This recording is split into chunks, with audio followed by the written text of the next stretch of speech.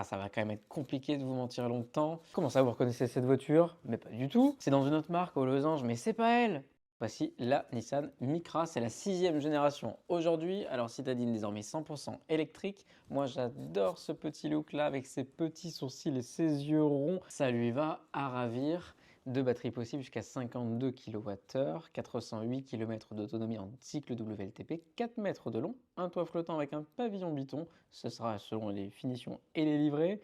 Les feux qu'on a à l'avant également, on les retrouve à l'arrière. Vous voyez juste ici, nouvelle signature de marque et le logotype Nissan. On va avoir 308 litres de coffre, assez confortable en 2 étages. Et à l'intérieur, cet intérieur a été intégralement repris de la Renault 5.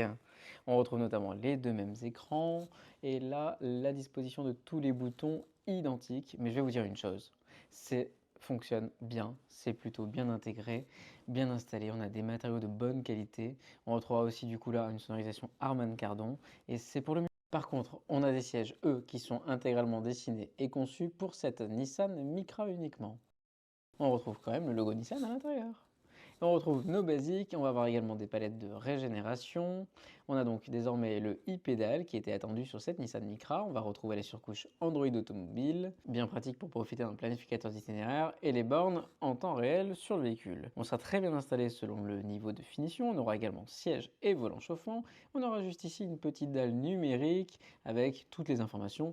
Dans les petits détails, on aura au milieu de la console centrale le petit mont Fuji qui est juste ici.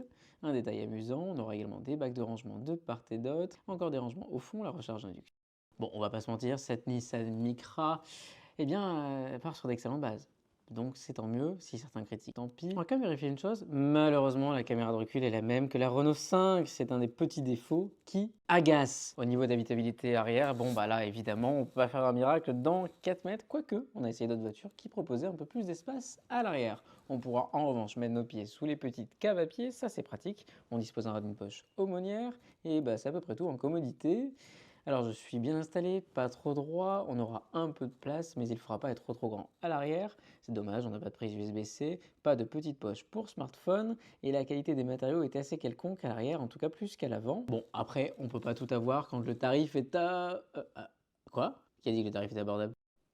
Que pensez-vous de cette Nissan Micra? Est-ce une bonne proposition? L'avenir nous le dira. En tout cas, elle aura un lourd défi, celui de redorer l'image de la marque et les immatriculations en berne. Actuellement et surtout proposer un look plutôt esthétique, c'est déjà globalement réussi. Le plan produit Nissan, en revanche, a l'air assez ambitieux pour l'avenir.